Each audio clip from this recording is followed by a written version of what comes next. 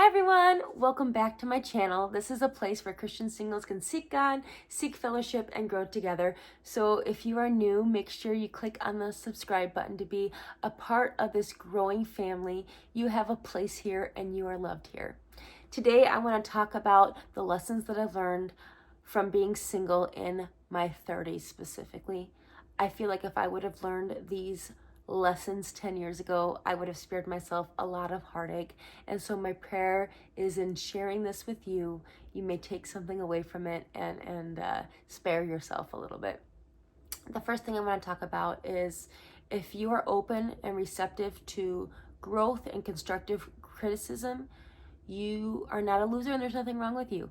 Oftentimes, being single and a little bit older can be associated with having something wrong with you or you being a loser, and that's just not the truth.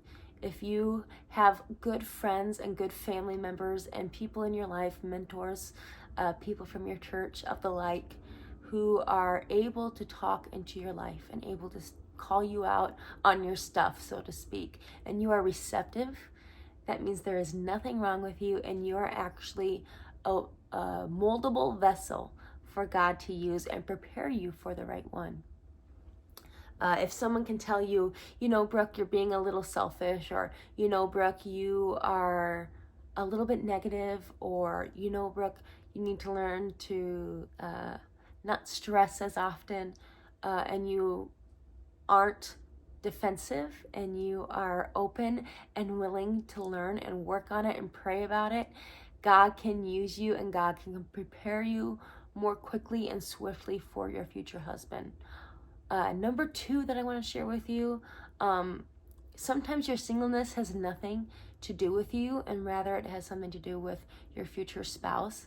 It takes two to tango, and both need to be ready in order to get married. So something that you can do in the waiting is to pray daily, to pray regularly for your future spouse, that God would seek that person, that God would mold that person, that God would love on that person, that God would prepare that person.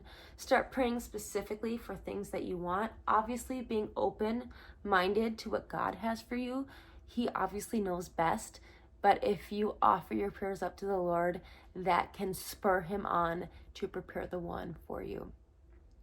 Another thing I want to share with you is if you are single, it is a beautiful time to seek the Lord without distraction and without any hindrances. It's very biblical. Paul talks about how his opinion, we have to remember that it's his opinion, that it's better to be single because then you can run the race without hindrances. And though not everyone is called to marriage, if you are wanting to be married, use this time to seek his kingdom. How cool would it be to be a person who in their singleness does great and mighty things? I look at my own life, and not that I'm anybody special, because I'm not. It's all by the grace of God. But I was able to, the majority of my 20s, live in Mexico and help care for 10 orphan children at a time. If I would have been married, I wouldn't have been able to do that. Another thing that I did is I was able to graduate from a ministry school in my late 20s. Well, actually, I graduated in my early 30s, but went to ministry school in my late 20s when the majority of my friends were married. I even had a friend who is actually single, God bless her soul, love her.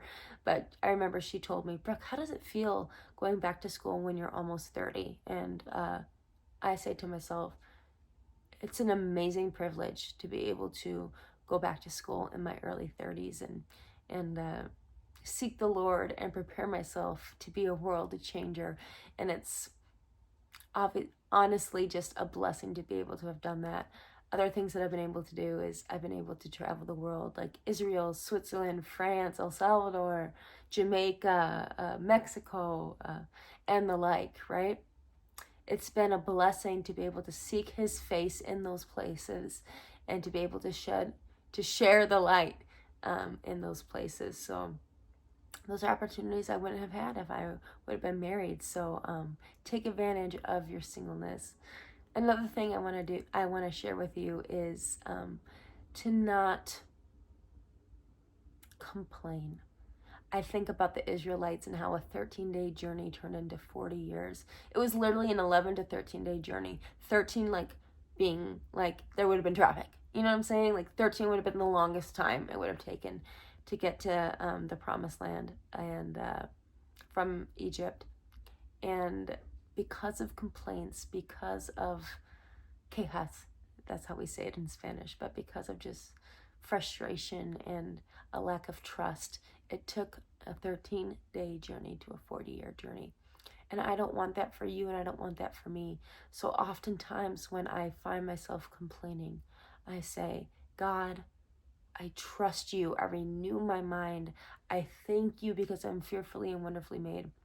Another thing I want to share with you is if you're in your 30s or even 40s, you still have, Lord willing, half of your life left, over half of your life left.